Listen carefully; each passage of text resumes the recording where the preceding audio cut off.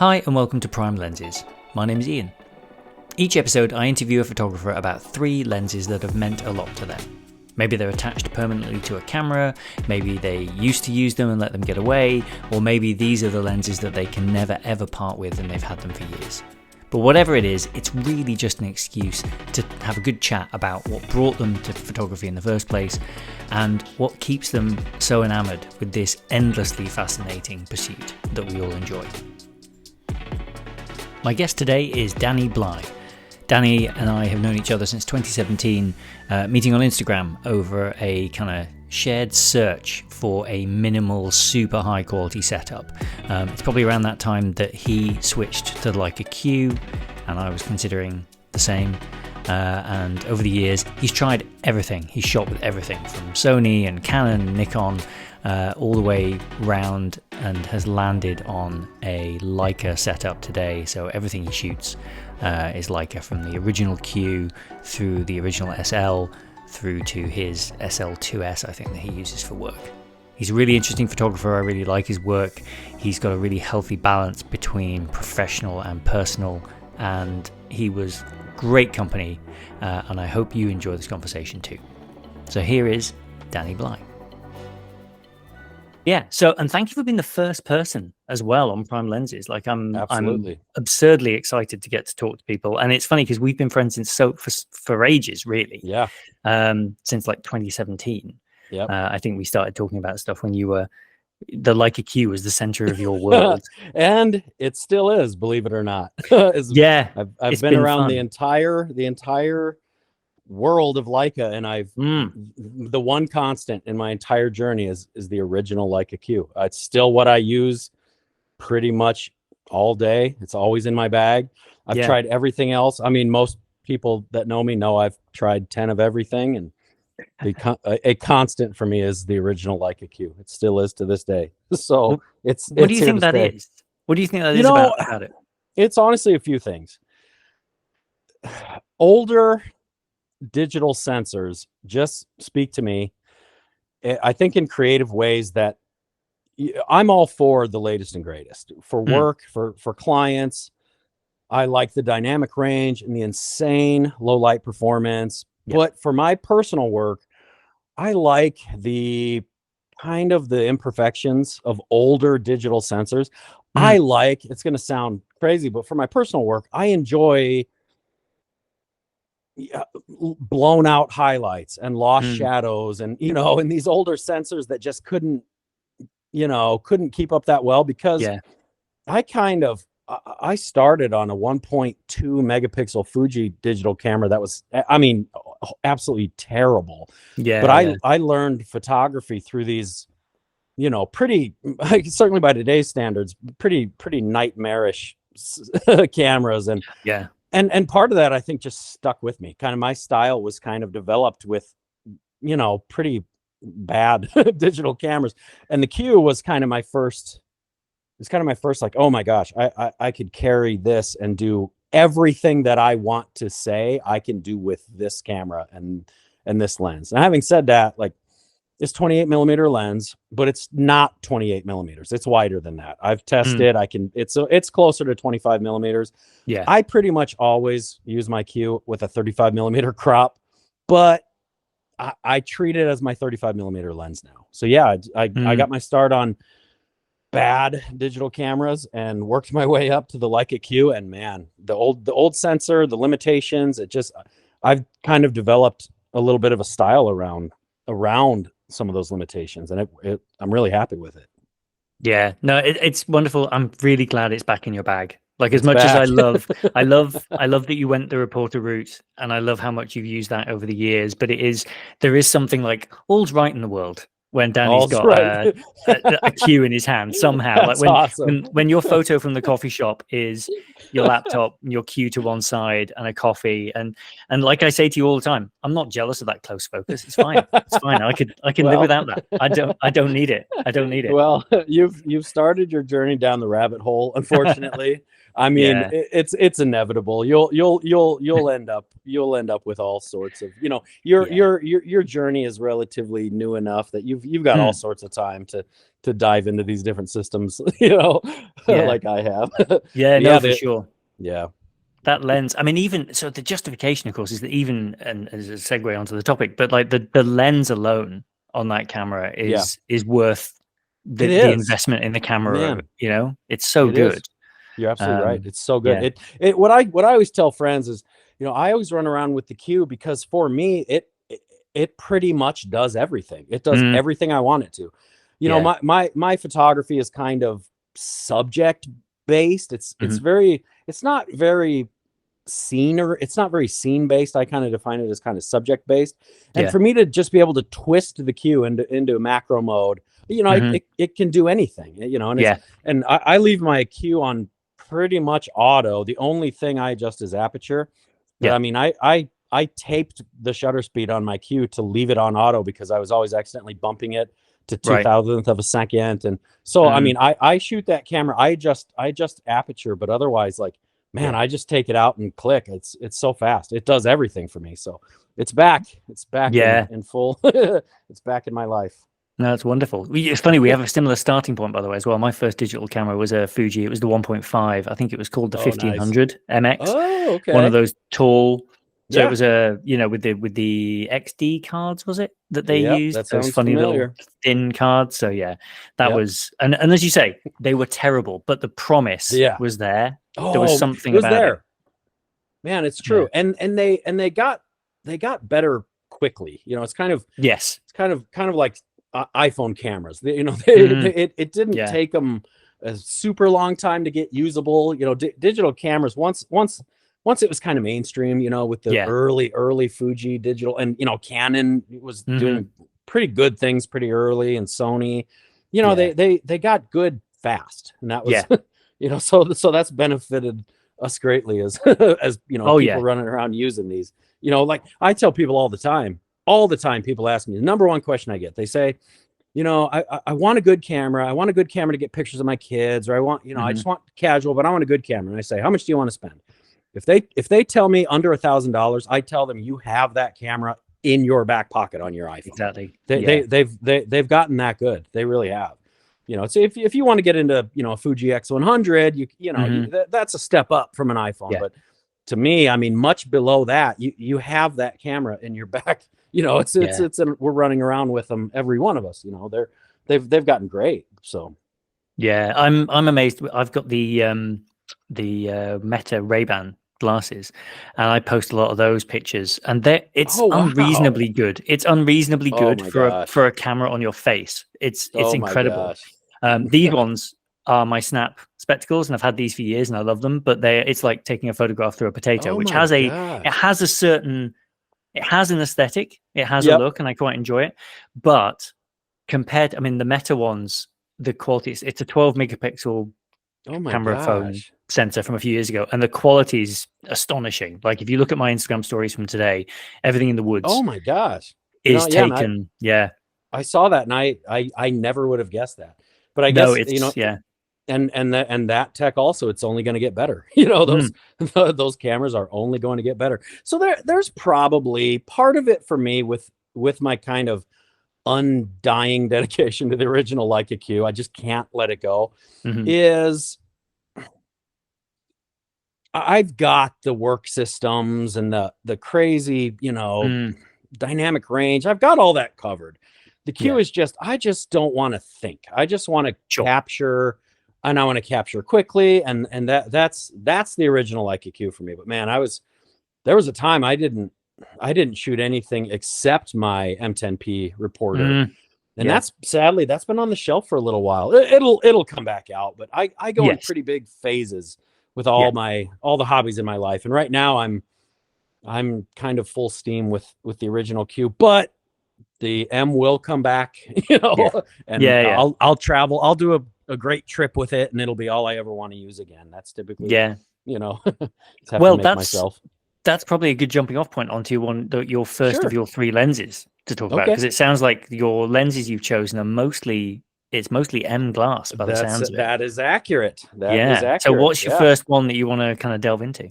Well, kind of, if there was going to be one lens that I would say I couldn't live without, one for everything would be the Leica made a 50 millimeter 1.4. It's a Summilux, but it's a pre-aspherical version. Mm-hmm.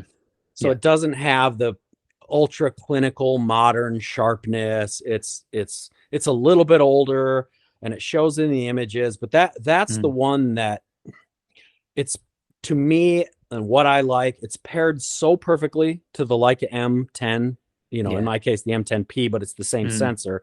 It's paired so perfectly to those sensors for what I want to do that I feel like the images from it almost make themselves. I feel like I don't even have to think about what I'm attempting to create with it. I feel like if I have that combo and I point it in generally the correct direction, that's how, it's just a melding of sensor and glass to me. That lens has, it has never let me down. So that's the one that, if there was a one and done for me, it is the Leica 50 millimeter 1.4 pre-aspherical. And I've had all the aspherical Summiluxes and they're amazing, but I don't know. I'm all about rendering and character, and that lens is my number one that I could never part with. Yeah, it's funny when you really connect with something like that. And I think that was the kind of the catalyst for having these kinds of conversations, is to find out what. That's great. Because it's not just, as you say, there are smaller, there are lighter, there are, look at graphs, there are technically better ones. Exactly. Yep, it's true. But if this one speaks to you and says, which it does. Yeah, you're exactly right. Yeah, they're sharper, there's better performance, but I've always found that's those elements of photography are some of the kind of last areas that sort of get my attention. As I've kind of told you a little bit of my story with the Leica Q, I've almost found myself leaning into imperfections in lenses and older sensors, and kind of leaning into the character, more of the limitations of creating in the boundaries of what those cameras can't do. And going, well, I know this older sensor is going to blow out these highlights, so I'm going to lean into that, and I'm going to make this scene be about these ruined highlights or these pitch black shadows, versus, well, I need more dynamic range to that's just not me. It's I like to find kind of, and I'm this way with everything, so that kind of speaks strongly to the 50 millimeter Summilux, is I like to find the strength of, okay, what is this amazing at? And then, the Q is the same way. What is this incredible at? And then I work within those boundaries. And that's, I feel like I produce pretty quickly when I'm producing that way of going, okay, I know this lens like the back of my hand. I know this sensor like the back of my hand. I know exactly what it wants to do and what it's not going to do well. I'm just going to lean into that and work within those boundaries. And it becomes total second nature. Yes. At that point. Yeah. Total second nature to know a lens. And, the value of practicing with this gear is like, it's kind of going to be a little bit of a tangent. I'll try not to go down, but the art of just practice is kind of dying. I feel like with, social media and things, it's kind of, well, if you can buy a camera and charge a family to take their picture, and you can, well, I'm a photographer now, but there's not really a lot of practice taking place. And, so what I'm still doing every day with a Q in my bag is I'm just practicing. I'm just learning this camera and learning this lens and what it's good at and what it's not so great at. And, and I've kind of found that sort of quickly with all the Leicas I've tried. And I've shot everything. I started on Nikon and Canon and Sony. I mean, I've used everything. And I kind of find with some of the newer systems that I use is sometimes they can be, it's going to sound funny, but they can be a little bit too good for what I like to do. You can kind of go, well, I kind of wanted to lose those shadows or those highlights, but the camera's kind of the sensor's kind of giving too much. It's kind of it's kind of too good. And that's my SL2S, I love that camera, but it's approaching that kind of too good for what you get away with murder on a modern camera, don't you? Like, you recover really the highlights, recover the shadows, and then pass it through Lightroom to take out the noise, and it's That's so true. And you could have done anything with any lens and any subject, any settings. Man, that's a good way of putting it. That's really accurate. Yeah, I think also something I've noticed about you as a person, which I was interested and I wanted to talk to you about, was you share a lot of your home sort of environment, your studio space, and the light as it passes through and stuff like that. But one thing I've noticed, like, you love very well made tactile things. You've got vinyl everywhere, great books, like lots of wood, lots of natural things. Like, I feel like that tactility and sort of a machined, designed, kind of thought through, like that really matters to you in the tools that you use. That's very accurate observation. And that started, I would say, creatively with Apple, with whenever the first ever iPod came out. I'm aging myself. I'm going to be 44 in October. So whenever, all right. So when the first iPod came out, it changed everything tech wise for me forever. You know, I was like never the same. I got a Mac, I got a digital camera, and that was all to the first iPad. So, or to the first iPod. So kind of from a tech perspective, that's absolutely the case. And then I've just gotten into, as a pretty long standing hobby now. Yeah. Just, I like used things. I don't like anything, you know, as you can tell, looking at my cameras, you know, a lot of people think I beat up my cameras purposely. I don't. I mean, you're hearing straight from me that I don't. That's not the case. But I like well-worn, you know, I don't like brand new, you know, I kind of always on a hunt for old records and old books, you know, exactly as you stated, is just like, as you said, tactile, you know, like I'm in such a digital world, my existence. So my day job is photography and graphic design and just the digital arts in general. That's what I do all day. I sit in my Pro Display XDR, and my world is so digital. It's, you know, it's on a screen, it's resolution. And I think that's probably part of why I like my world outside of work to be exactly what you noticed about, you know, tactile and handmade and worn down. And, you know, my cameras and my guitars are always beat up. And man, I don't know. I just respond to that. Old beat up books. And it's very seldom that I connect with anything brand new. And if I get something brand new, I really try pretty hard to make it not brand new. You know, my M10P reporter is kind of a good example of that. You know, the amount of people that have asked me what I did to it, and I'm like, all I did was use it every day for 3 years. That's all I did. Yeah, I've dropped it on the cement 3 times, two of them. You know, I had to go to Leica for repair, but yeah, I mean, I guess I just don't like things when they feel too pristine. It's not really inspiring to me that much. Yeah, that's a very accurate observation for sure. Yeah, well, I think it speaks to, I think, one of the things that stands out about you as a creator. Like, it seems like you appreciate good design, you appreciate a well-made thing, and that's great. The materials and the things matter. Like, we don't use these cameras by accident. I think that's the other thing. Is like talking to you as a fellow fan of Leica and of German-made things, and you know, like that's one of the things that's so appealing. We could use all sorts of cameras of all sorts of manufacturers and get very similar results, and that's not the point. Like, a big part of this is the way this thing feels and the way you use it. Hugh Brownstone of Three Blind Men on YouTube said something once in one of his videos about the M and the way that you raise it to your eye, and it asks you to kind of be better. And I thought, well, you know, and then I got my first M and I held it up and I was like, oh no. Whoa. Like, because I pressed that shutter on that, and it was a used M10 as well. And I pressed that shutter button for the first time on my M10 and was just like, oh no, this is like, I'm a goner. This is it now. I understand. Something made sense, but you don't get that through a video. Like, you have to hold it and you have to use it and you have to try it. And as you say, leaning into limitations of like manual focus and things, to the point where when I held my my stepdad's A7C, which is an incredible camera in all sorts of ways. Absolutely. Yep. It is covered in buttons in a way that made me, I kid you not, like physically recoil a little bit. I didn't like it.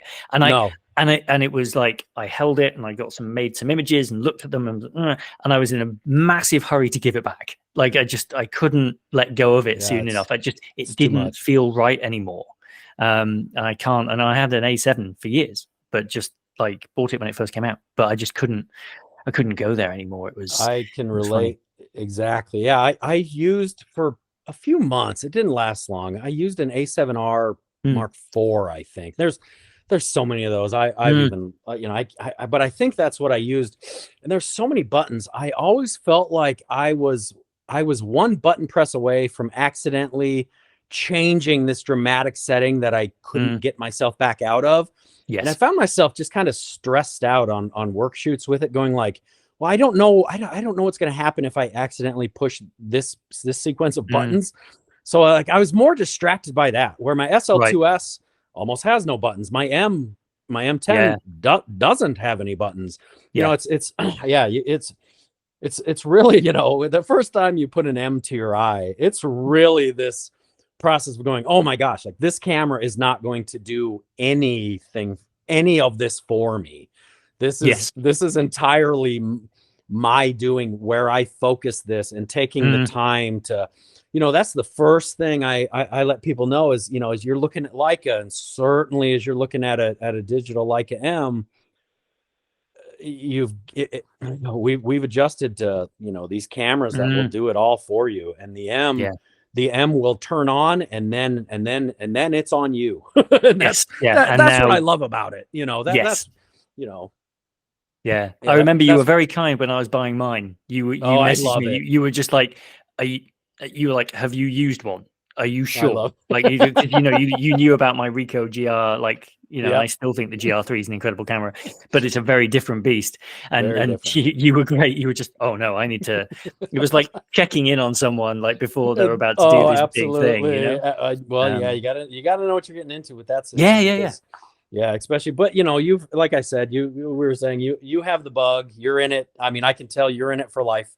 You know, you're a lifer like the rest of us. Now you start the journey, the rabbit hole of lenses, and you know, different sensors, and the limitations that, you know, of the minimum focus distance and things like that. And no, it's been really fun to see kind of your passion and enjoyment for the system. You know, it's kind of, it's fun to see, you know, because like you said, we did talk kind of through your beginnings of entering the Leica M system, and I was like, you know, I just want you to know like how different this is than anything else you could use, and it's been fun to see you kind of out in the world with it, and how you've taken to it. It's awesome. It's really fun to see. I can't imagine using another. It's why my one camera rule exists. That's great. I can't imagine going to something else now, and that's the danger, is that, as you say, a Q would be a phenomenal complement to having, but then you've got two, and then you've got the stress of which one. I had this when I had more than one motorbike. It doesn't go well, because then you're like, well, which am I using one enough?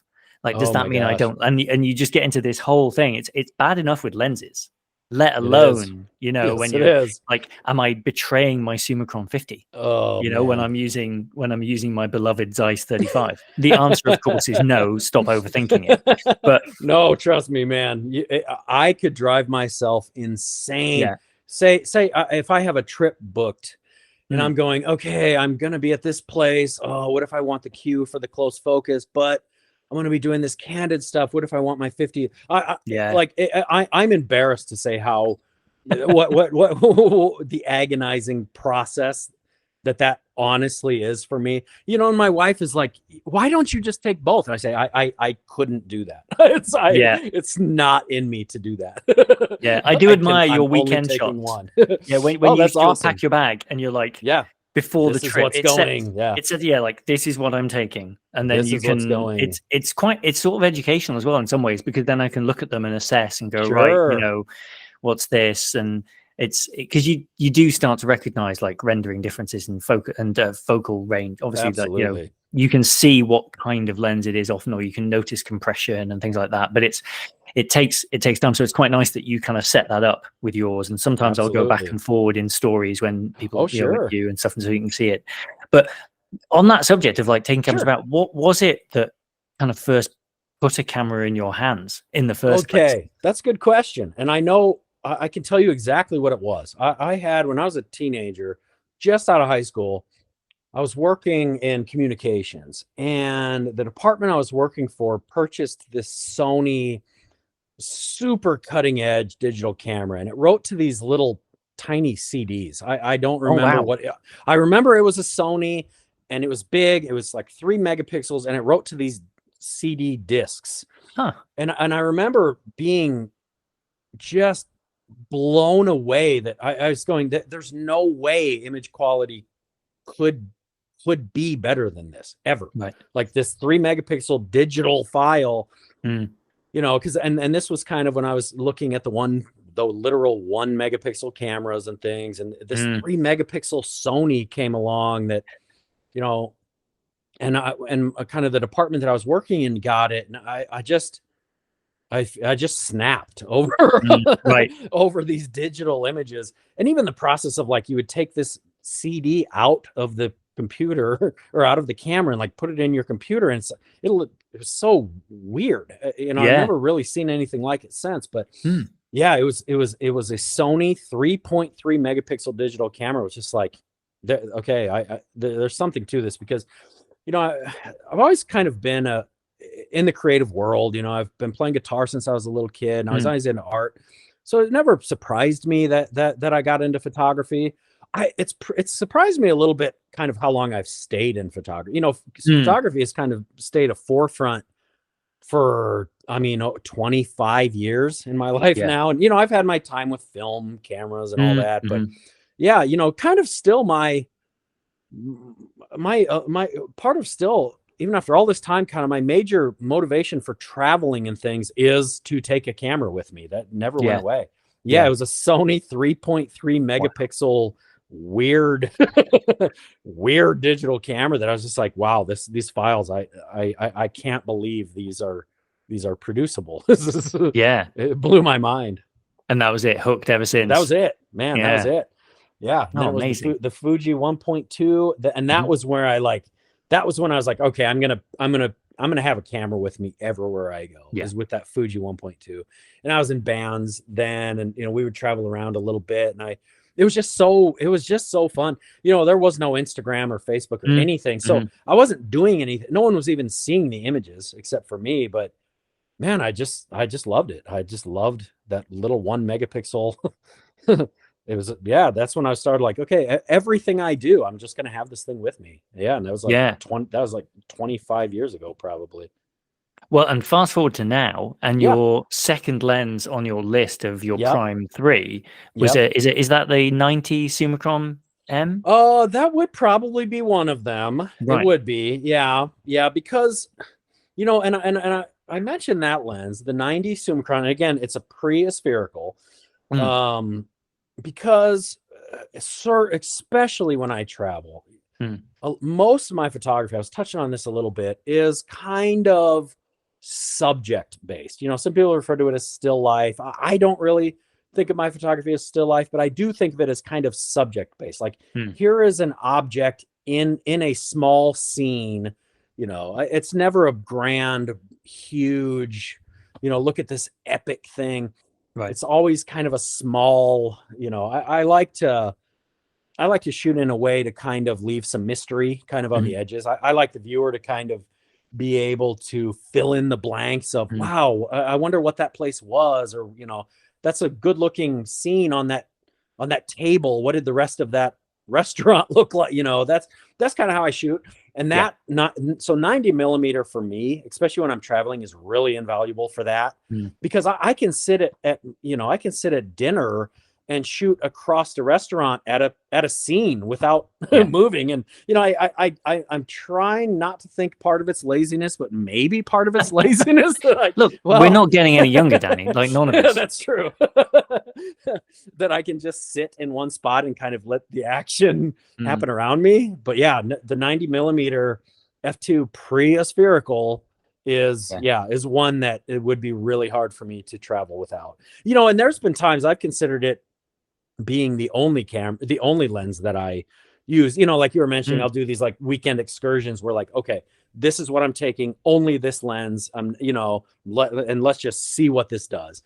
And I've been close to, I'll tell you, I think the day's coming where you're going to see my M and that 90 millimeter and nothing else. And I'm going to do the entire trip like that. and see what it can do. I'm fortunate, a lot of people, because not 90 millimeter frame lines through a Leica M are tiny. Yeah, it's a challenge to shoot 90 millimeter through a viewfinder like that. But I've had good luck with it. I don't know what it is, because my eyes are pretty bad, especially the eye that I put up to the camera's really bad. Like, that's my bad eye, but I've really had extreme luck with 75 millimeters and 90 millimeters. The little rangefinder patch. I don't know. It's just not a challenge for me. I'm really, really fortunate. 90 millimeter, I would tell you, similar to how we did when you were entering your like M world, is like, I just want you to know what you're kind of it's not easy to manually focus a 90 millimeter lens through this viewfinder, but it's doable. Yeah, it's I've totally cheated. Doable. I've done it, but I have a 90 Voigtlander 2.8, which I really like. Nice. It's a lovely lens. I've got a great photo of Alice a couple of years ago now, which I really liked. Awesome. But I've used it at the MotoGP. So obviously an M is not first choice when you're thinking of photographing motorcycles at 200 miles an hour. That's awesome. But I will say to you that the 90 mil that I took, and it was beautiful sunny weather. These photos are on Flickr of the I went to Holland. It's the second time I've been with my brother, and I had my M. Because there's a danger, I think, with it's one of the things I like about your photos and the things you post, is that you're not making it seem like photography should be your job, like to the person who's looking at it, right? Because I think I love a lot of photographers, but because they make primarily photography content, you can come away from it thinking, if I'm not actually working this scene and thinking about it like a pro, I'm doing it wrong, and I'm enjoying. And this, so the whole point of this series of interviews is to get away from the idea that you walk away from the conversation and feel like you should be a pro photographer, and that if you didn't do it this way.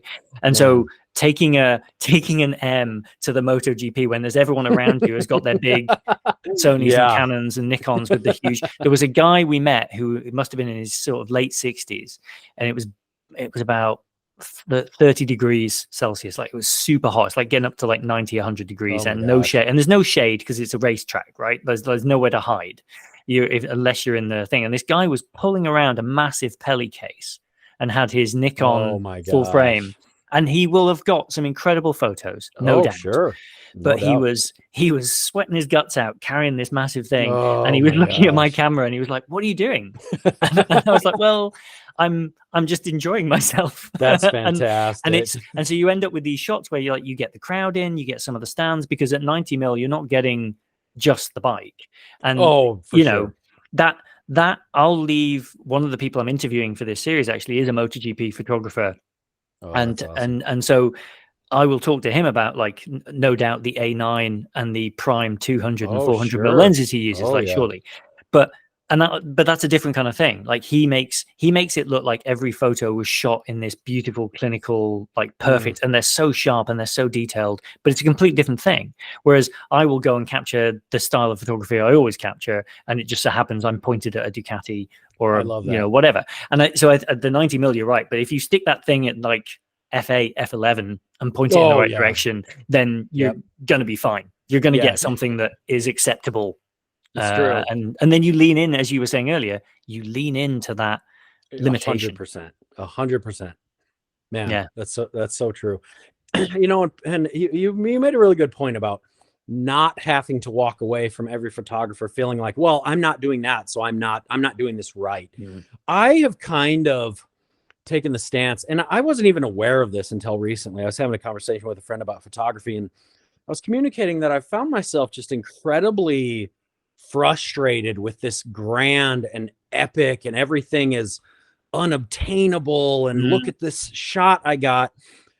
And I never realized until recently, but as I look back at my own photography and what I just shoot for myself, I think somewhere in there's a little bit of a rebellion against that, just to go, well, I don't have a grand epic.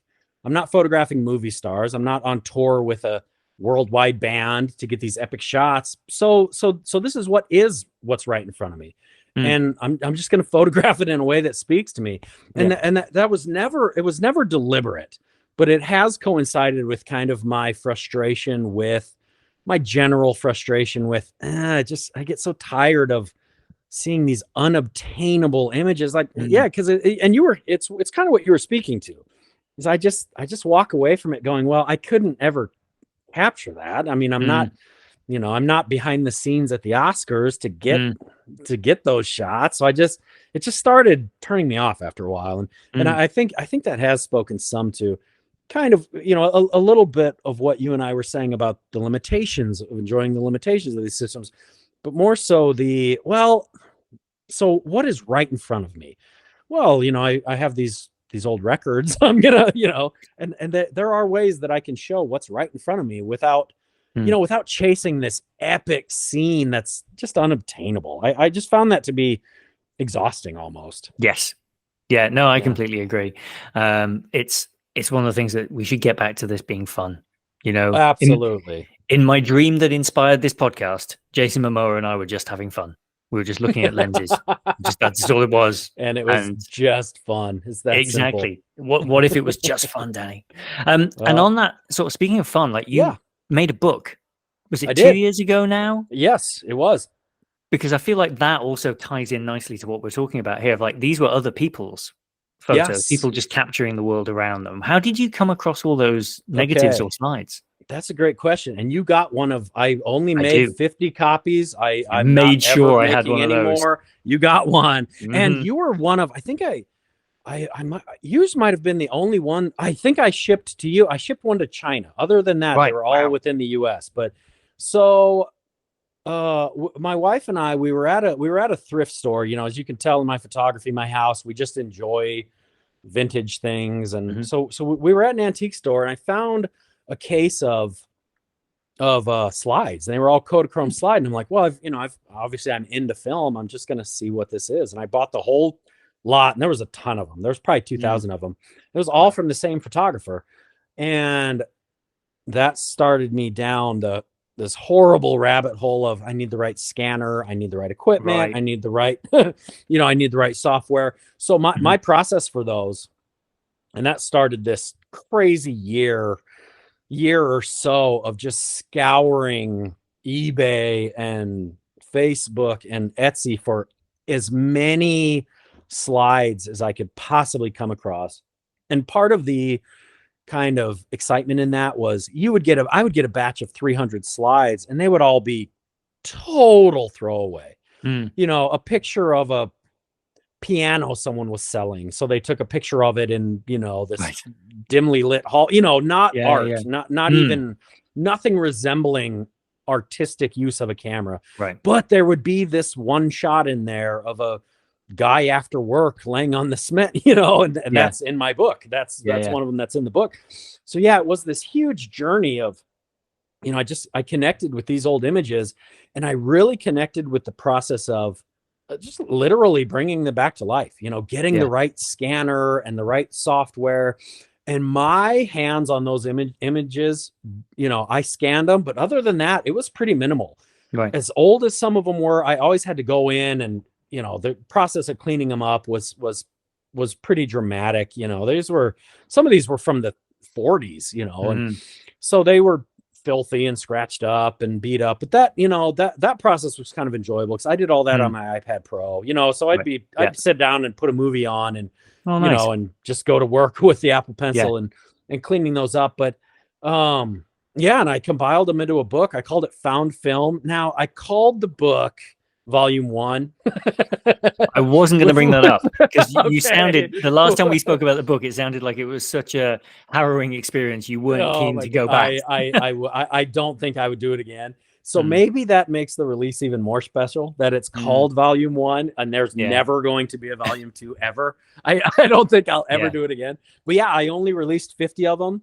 They're all gone. I have one copy for myself, and they're gone. That's it. So there will be some listeners here that have some copies of them. I hand numbered every one of them. That was really a labor of love for sure. That process, I was so proud, of bringing these images back to life, and they'd been lost. These were literally, I called it found, because these were lost images. You know, they sat in boxes in people's basements, and you know, to bring them back to community where, you know, guys like you and me can see them and enjoy them was, man, that was such a fulfilling process. But the technicalities of bringing really beat up old slides, and quite honestly, the process of going through thousands and thousands of these slides. I mean, I just grew tired of, okay, I'm going to shut myself away in my office for a day and just, you know, go through thousands of these.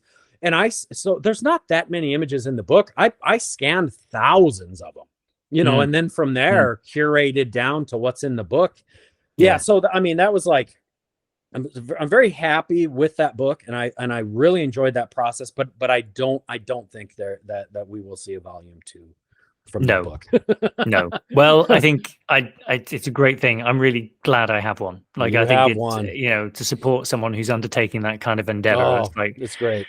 Yeah. No, it's very cool. And it made it to the right hand. You know, you were one of the, you know, you get to enjoy them. It was worth it. You know, the right people got them. You know, I kept it really small, and no, I'm glad you got one. You were the first overseas order, and I think you were only one of 2 overseas orders. So there you go. We're all in the U.S.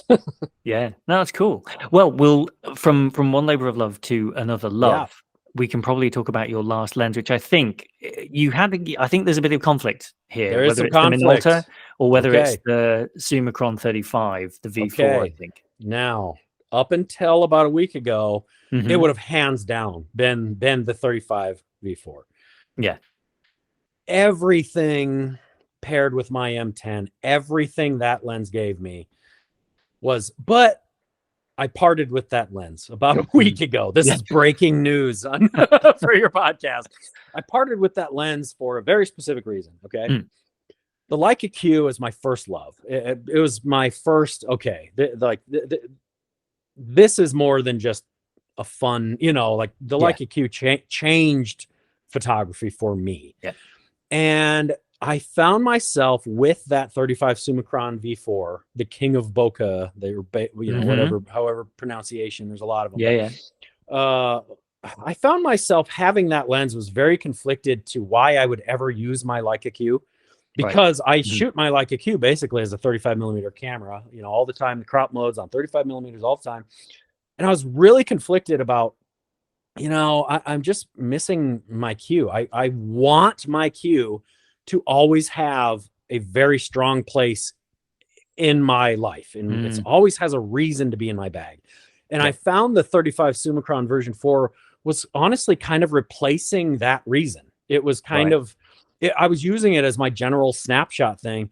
And part of that was wanting to challenge myself and pare down my Leica M lenses. I'll tell you honestly, a bigger part of that was wanting to be forced to use my Q even more. So I just eliminated the distraction. I just went, okay, I have my M and this 50 millimeter Summilux. So now I would probably tell you, as I just purchased my probably 6th copy, that the cheap, tiny, simple Minolta 40 millimeter f2, I would now say is one of 3 lenses that I've tried many times, and I just cannot live without that lens because it's so low maintenance. You know, it's truly a lens that you're not even aware that you have it until you go to take a picture. There's just nothing to it. And the other thing I enjoy, you know, Leicas are not known for their obtainability and price point, you know, they're but this Minolta is so obtainable. You can, you know, everybody's got them. You can find them anywhere. They used to pair them. Minolta paired it with a, you know, with a CL, you know, it's just like, it was so easy to find. And it just has a rendering and a character that I've always loved. I still love it. It's similar in rendering to my 35 to what the version 4 was. It's just different enough. So it's really so if the Q is my everyday autofocus camera, then the M10 with that 40 millimeter Minolta is my everyday M camera. Like it just gets out. It exists in my bag, but it's out of the way. And you've done a lot of 35 millimeter. You are using the Zeiss F2, the 2.8, the Biogon 2.8. So you have the small one. Okay. So I have the F2, and I don't like it very much. And there's nothing wrong with it. I've had it's it. amazing. No, I've had it. But there's something about it's funny. So I have a 2-monitor setup, and on my left-hand screen here, there's nothing on it at the moment. Is the photo I took of my youngest son with the leaf in front of his face? Great, that one that I took a year ago, and that was with that Zeiss. And it was the first time I was really acutely aware of character, as you're talking about it, like the rendering character. Absolutely. Because of the edges, because it has that kind of slightly antique, more characterful quality around the edge. And there was a guy used to run a website called Leica Lenses for Normal People. And what he would do is he would go and review all the lenses, because there's the pocket of the community who are kind of looked down their noses a little bit at like the Elmerits and the Sumerits a little bit, of course. And like the Elmerit 28, I adore. I think that's an incredible overlooked lens, for example. Great. And he loved it too. But his review of the Zeiss 35-28 was that this lens, he said, was the sort of smart, intelligent business person who after the meeting then pops an edible instead of a glass of rosé. And he's like it does everything that you want it to do, but in a way that's just slightly different enough that it's worth looking at. And as you say, also it's very, very small. It's so tiny. It just fits in a bag, so you can get your camera in and out your bag very fast. And the thing that was pushing me away from it was the guy in the Leica store in San Fran, who got into my head about the qualities of the Leica lenses versus the Zeiss lenses and things, and got into my brain a bit. And so that was when I bought my Summicron, and I sold it. And then it was only really at the end of last year I was like, no, I'm missing something here. And when I read the Leica lenses, and you should go and read the Leica lenses, I'll put it in show notes because it's hilarious. Awesome. It's a crime this guy doesn't write and do the site anymore. He's kind of moved on. I think he got some grief from people in the camera community in general, and just decided it wasn't worth it. And it's a shame, because I approached him actually about being in this and stuff, and he's like, it's not really what I do anymore. I don't really want to put myself out there. But the way he writes is incredible. And the way he writes about like the 35 Summicron that you were talking about, the V4 specifically, and then also like the Zeiss and things, I really appreciate those differences. But I have the 35 f2. If anyone listening wants to buy it of me, but I don't love it. There's something about it that I don't love. It wasn't right. It's like same as you. I've owned it. I think I've owned that one twice, and I haven't owned it in probably 6 or 7 years. Yeah, I've owned the 35 2.8, the tiny one, and I'm proud, and this was never deliberate. But I will say, I'm not against at all kind of standing with the underdogs in our $400 Minolta lenses, that we can get them on eBay, and we can, we can find them anywhere. And man, it can just be fun. It's like what you were saying. It can just be fun. Do you know, I don't know if I've told you the story. When I was in New York last year, I went to the Leica store in New York. Okay. And I tried a 35 Summilux, and the size of it put me off a little bit because they're longer. Yeah, it's a commitment. Yeah, but it was lovely, but also wide open. It was just that little bit softer. And what I've stopped really shooting wide open a lot of the time anyway. Because I'm kind of taking more photos that are a little bit more, this is the scene, maybe, right in front of me. I've seen that. Yeah, I agree. I've seen that. So I've been shooting much more at like 5.6 or even 8 sometimes. And because I'm it's a little more documentary style, maybe it's a little more zone focusy kind of style. Absolutely. And they practically walked me out of the shop when I started talking. When I started talking about, I was like, because there comes a point where something's got to be in focus, right? And this came from when I was in Wetzlar last year, and they let me try a monochrome Q2 and run around with that for the afternoon. And it was great fun, but it all felt a bit too easy after using the M. Like everything was autofocus. And by the end of the afternoon, and obviously I'd had a hellish journey to get there, and so I was just loving it. I was like, it was Disneyland for Leica fans. And I was running around, and over dinner I was just looking at pictures, and I was like, all I've done is isolate a blade of grass at f1.7. Oh, that's valid. That's a valid, and that's point. fine. But it's because I look at those images fondly because I was having a lovely time, and I was playing with a camera I didn't own, and all the rest of it. But taking a step back from it, I was like, this is just some sort of I'm not really learning anything from doing this. I'm just having fun, and that's fine. But the M, I feel, has made me better because I've changed and I've adapted, and I'm seeing things different. I'm viewing things differently. And I see that, honestly. I see that in your journey. I see that in your photography, without question. I can tell when you've got the M out. I can tell that you're just viewing things differently. And it's like what you were saying. A 1.4 lens for at least for what you're doing currently, and kind of the documentary style that you're doing currently, you wouldn't obtain a ton of benefit from that. No, I'd never be down there. I'd always be at like 2.8. exactly at minimum. So I'm happy to stand with you and the underdogs with our Minoltas and our Zeisses and our Voigtlanders. I love Voigtlander. I can't get enough. So I love them all. And it maybe speaks a little bit to the fact that for M and mostly digital, I don't use brand new lenses. I don't use spherical lenses. Now for work, this would be a completely different conversation. I use an SL2S and the APO SL lenses and the craziest things I can get for clients that, but for me, I don't have anything newer than I mean, I don't own any aspherical lenses at all. They're all pre-aspherical, and that's the path. I've really I've had the kind of benefit of having to try everything. So it's trial by, I know that I just don't like those as much. So I just don't try them anymore. No, well, kind of crazy, but I know what you mean, but I think it's also one of the great versatile things about most camera systems. Like if you start to demonize certain lens types or lens manufacturers, the whole point, all of these systems have tons of lenses available for them from tons of different makers, and that one thing you're looking for might just be in that lineup. And if someone gets in your head and goes, unless it's a modern 6-bit coated lens, right, like then it doesn't count.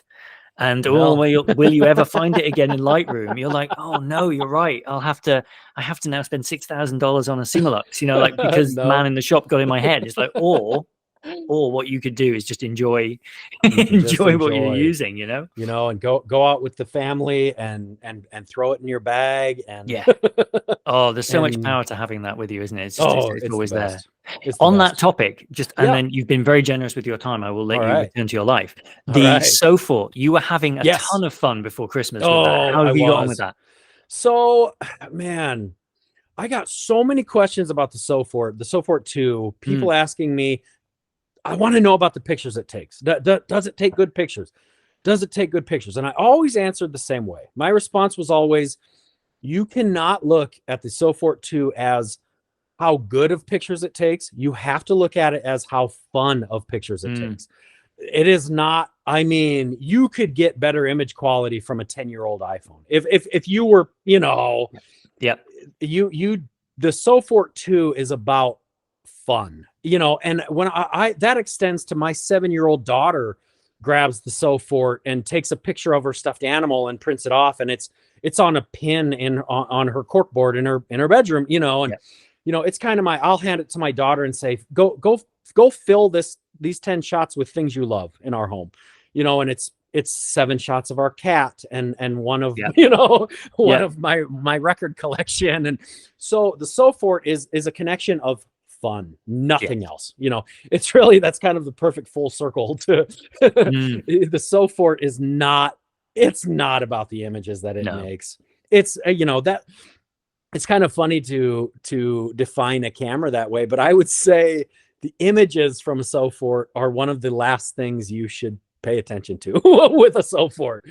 It is about using it, printing it, being in that moment, sharing that moment, being in a moment with someone and taking an image in that and handing them that print. That's the Sofort, being at the grandparents' house and, I'm on a walk with my daughter and them and their dog and getting a picture of that and handing it to them. That is the Sofort. And as all things Leica, they have done that better than anyone else will come close to, but it's still, at the end of the day, the Sofort is a camera that is not about the images. it's about the experience based around the images. Yes. So it's a lot of fun, and they nailed it with it. It's a lot of fun. It's really good. I really love ours, and it's I have the original Sofort, and honestly, if you want image quality from your instant camera, that's better images. It's true. The lens they put on that original instant camera. I mean, Alice bought me that for my birthday when it first came out as a bit of a joke, as like, this is the only Leica you'll ever own, and so she bought it for me. And when we got the first photos, I had a bunch of instant cameras over the years, and she looked at me, she was like, "Oh wow, are they doing different things with the film?" I was like, "No, the film has always been capable of this. It's just when you stick it in a camera that's got a retail price of $50, then you're limited on how good the components can be." So when they did it, they were like, "Well, no, this is going to have a better lens. We're going to pretend you call it whatever, like a Sumar or something." But fundamentally, it's at least better than the Instax Mini that gave it the rest of the guts. And actually, it's funny, your notebooks and things have been a bit of an inspiration. It's like the Sofort is the reason that my current notebook that I'm working through is that thick, because we keep sticking kind of instant pictures in and things like that. It's great. You are using the Sofort exactly as it should be used, as it should be used. That's fantastic. Capturing little slices of life, when you got that Sofort too, I didn't have one yet, and I specifically remember kind of seeing your stuff, going like, "Tell me more about this. Tell me more about this aspect with the Sofort too." So you were quite honestly, we kind of got to. You were kind of instrumental in me obtaining that Sofort too. So I got to help you with the M. You got to help me on my gateway to the Sofort too. You were posting stuff, and I was like, okay, I do enjoy this. Like, it is good. Is that with the Sofort? Yeah, it's great. It is a ton of fun. I was very lucky. They kept it for me as well at LA. They kept it at the store. I emailed them. I was like, "I'm going to be in the country on the day this comes out." And for them to take just purely the email of a random stranger as like, "I'm going to be in the country.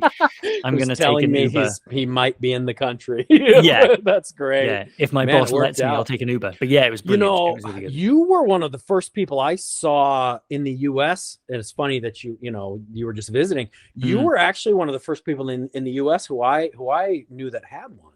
You got it really early. I was very lucky. You got it really early, at least in the circles that I'm in. And like, you were the first guy I knew that had one. Yeah. So, cool. There we go. Claim to fame.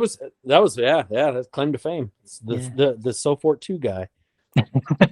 Forever known as.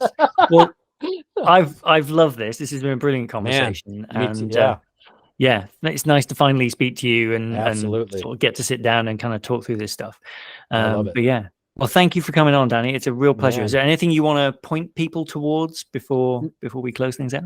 No, I don't think so. I mean, you've kind of been a fun example to, because as you said, I've kind of seen your whole journey with Leica and, wanting to get into it and getting one and what you're doing with it and kind of the journey with the lenses.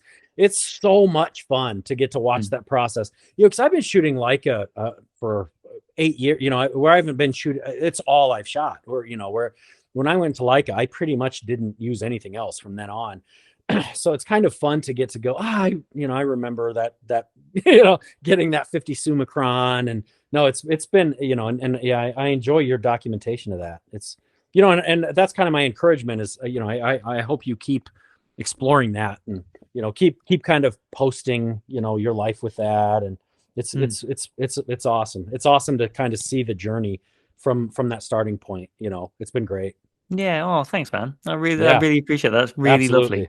Man, yeah. No, absolutely. I love it. I always enjoy it. So cool. Well, you have an amazing afternoon. It's 9:30 here. So all right. I'll be signing off for the evening. So from the Highlands of Scotland, thank you very much, Danny. Man, thank you very much. We'll talk soon. Man. Take care. Bye. Bye-bye. Well, there it is. I hope you enjoyed that conversation as much as we did. My thanks again to Danny for giving up his time and for putting up with some technical difficulties which you didn't hear, thankfully, at the beginning of that thing. Always test your setup before you record your first episode of something that you want to put out into the world. It's a good idea, even if you're just doing it for fun. It was quite stressful on a Saturday night trying to get that lined up while someone was on the line, but we got there. So thanks for listening. If you've enjoyed this, let me know and tell a friend. And if you've got feedback, thoughts, ideas for people I might want to talk to, I'd love to hear from you. You can drop me a mail on me@ianfarrell.com. Ian is spelled the Scottish way, that's IAINFARRELL.com. Thanks so much. See you next time.